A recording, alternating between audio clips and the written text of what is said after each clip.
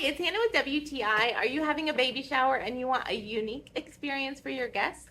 I have just that with this cute block set by wookidel.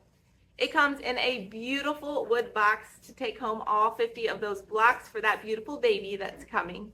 It also comes with 24 markers, and these markers do such a good job on the wood. They are bold and bright. Give it a couple seconds to dry and it doesn't smear. It also comes with a really cute sign to let the guests know that they are supposed to decorate a block for the baby.